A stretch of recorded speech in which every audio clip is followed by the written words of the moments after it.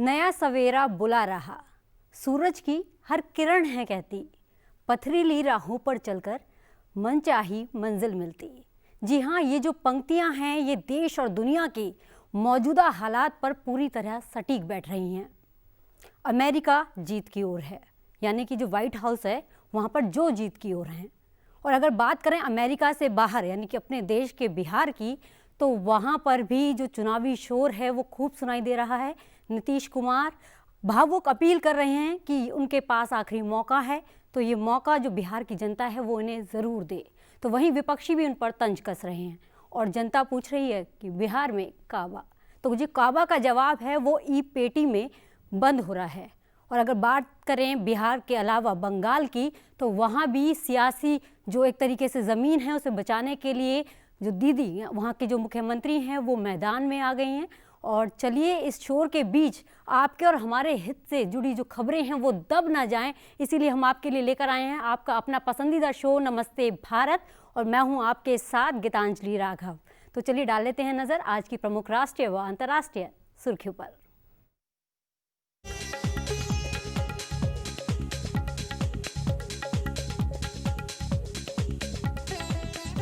प्रधानमंत्री ने वर्चुअल माध्यम से वैश्विक निवेशक गोलमेज सम्मेलन को किया संबोधित। ग्लोबल इन्वेस्टर्स राउंड टेबल में बोले प्रधानमंत्री, लंबी अवधि का निवेश करने के लिए भारत सबसे सुरक्षित। रक्षा मंत्री राजनाथ सिंह का बयान, चीन के साथ सभी मतभेदों का शांतिपूर्ण समाधान चाहता है भारत। रक्षा मंत्री राजनाथ सिंह ने कहा कि राष्ट्रीय सुरक्षा की दृष्टि से भारत के दृष्टिकोण का अगले दशक तक का खाका पिछले 6 वर्षों में किया गया तैयार। बिहार विधानसभा चुनाव के तीसरे और अंतिम चरण का प्रचार खत्म, शनिवार को होगा मतदान। प्रधानमंत्री मोदी का बयान, इस दशक में विकास के नए कीर्तिमान स्थापित करेगा बिहार। तीसरे और आखिरी चरण में मतदान से पहले नीतीश की भावुक अपील, एक बार और मौका दें, ये मेरा आखिरी चुनाव। तेजस्वी यादव ने कहा, निराश हो चुके हैं नीतीश कुमार। केंद्रीय मंत्री प्रकाश जावड़ेकर की अध्यक्षता में जलवायु परिवर्तन पर भारत सीईओ फोरम का आयोजन। भारत ने अक्षय ऊर्जा और हरित क्षेत्र को बढ़ावा देने समेत विषैली गैसों के उत्सर्जन को कम करने के लिए किए उपाय। देश में कोरोना से स्वस्थ होने वालों की दर 92.20% हुई। दिल्ली हाईकोर्ट ने कहा, कोरोना कैपिटल बन सकती है दिल्ली। प्रदूषण के चलते दिल्ली में पटाखों पर 30 नवंबर तक लगी पाबंदी। मौजूदा खरीफ मौसम में धान की खरीदारी में पिछले वर्ष की तुलना में 20% से अधिक हुई बढ़ोतरी। सेंसेक्स 724 की छलांग के साथ 9 महीने के उच्चतम स्तर पर पहुंचा। डेमोक्रेट बाइडेन की विस्कॉन्सिन मिशिगन में जीत के बाद ट्रंप की वापसी मुश्किल, कई राज्यों में हिंसा, 60 हुए गिरफ्तार। डेमोक्रेट बाइडेन की विस्कॉन्सिन मिशिगन में जीत के बाद ट्रंप की वापसी हुई मुश्किल, कई राज्यों में हिंसा, 60 हुए गिरफ्तार। अमेरिका में बड़ा बदलाव, जीत के करीब पहुंचे बाइडेन बने इतिहास पुरुष, सबसे ज्यादा लोगों ने दिए वोट। अमेरिकियों ने प्रतिनिधि सभा में भारतीय मूल की 5 महिलाओं को चुना। मिशिगन से श्री थानेदार जीते, पिछली बार गवर्नर के लिए लड़ा था चुनाव। पाकिस्तान ने करतारपुर प्रबंधन को सिखों से लेकर ट्रस्ट को सौंपा, भारत में हुई तीखी प्रतिक्रिया। सिखों ने कहा, प्रबंधन में आईएस को घुसाया। संयुक्त राष्ट्र महासभा ने परमाणु निरस्त्रीकरण पर भारत के 2 प्रस्तावों को अपनाया। ब्रिटेन में फिर से 1 महीने का लॉकडाउन लागू करने का आदेश। जनरल नरवणे नेपाल के मानद सेनाध्यक्ष की उपाधि से हुए विभूषित। बांग्लादेश और अमेरिका की नौसेना के बीच समुद्री जागरूकता और संबंधों के विस्तार के लिए प्रशिक्षण और अभ्यास कार्यक्रम शुरू हो गया है।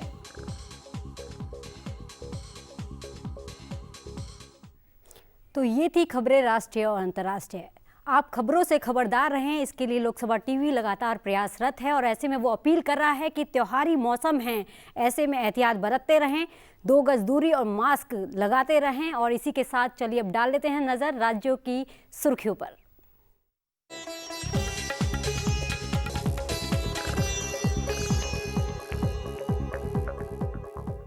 जम्मू में बड़े आतंकी हमले की योजना बना रहा है पाकिस्तान। अंतर्राष्ट्रीय सीमा पर फिर एक पाकिस्तानी सुरंग हुई बरामद।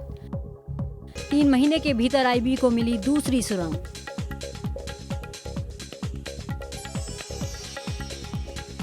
असम मिजोरम में फिर सुलग रहा है विवाद।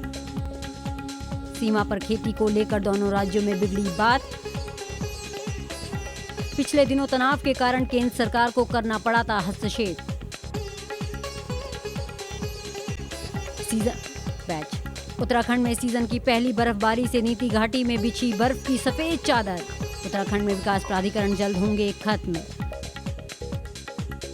उत्तराखंड में कोविड-19 के 480 नए मामले, 9 मरीजों ने तोड़ा दम।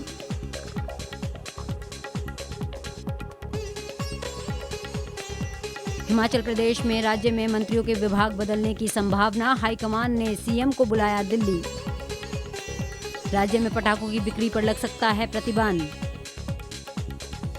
हिमाचल के युवा ने पहला स्मार्ट से बगीचा किया तैयार।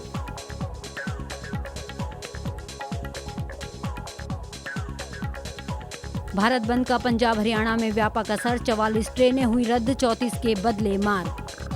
पंजाब में आज से शुरू हो सकती हैं रेल सेवाएं, खाली कराए गए ब्लॉक एरिया।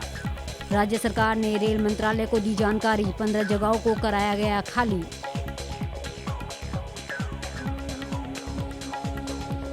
हरियाणा में प्राइवेट नौकरियों में अब स्थानीय लोगों को मिलेगा 75% आरक्षण। हरियाणा विधानसभा ने फैसले से संबंधित बिल को दी मंजूरी। सोनीपत में नकली शराब का कहर, 29 लोगों की मौत।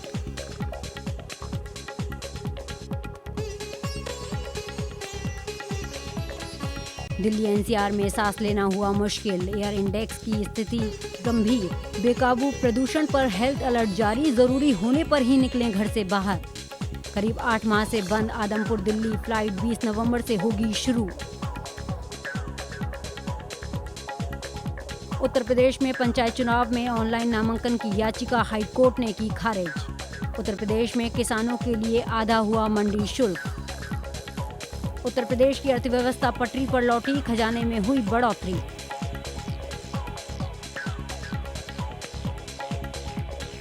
मध्य प्रदेश में 75% गरीब जनता आयुष्मान भारत कार्ड से वंचित। हाईकोर्ट ने राज्य शासन से स्पष्टीकरण किया तलब।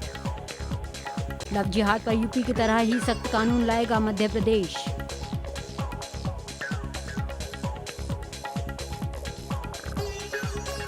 महाराष्ट्र सरकार की अपील, दिवाली पर पटाखे फोड़ने से बचें। प्रधानमंत्री मत्स्य संपदा योजना लागू करने को मिली मंत्रिमंडल की मंजूरी। केमिकल फैक्ट्री में धमाके से लगी आग, 2 की मौत, 6 घायल। कच्छ मूल के नीरज अंताड़ी बने अमेरिका में ओहायो स्टेट के पहले भारतवंशी सीनेटर। भारत में बनने वाली हर 3 में से 1 पैसेंजर कार है मेड इन गुजरात। देश की 22 लाख में से 7 लाख गाड़ियां बनती हैं गुजरात में।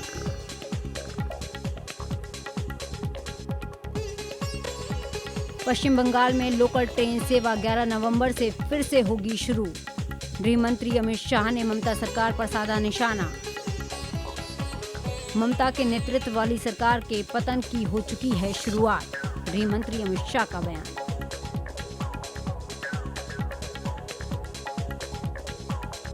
तेलंगाना में फिर बढ़े कोरोना के मामले, 24 घंटे में 1539 नए केस हुए दर्ज। कांग्रेस विधायक दुधिल्ला श्रीधर बाबू हुए कोरोना पॉजिटिव।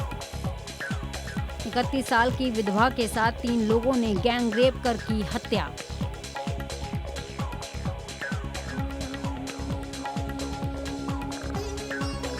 कर्नाटक में धर्म परिवर्तन पर रोक के लिए बड़े कदम उठाएगी सरकार। राज्य में कोरोना के 3156 नए मामले आए सामने। अब तक 1312 लोगों की हो चुकी है मौत।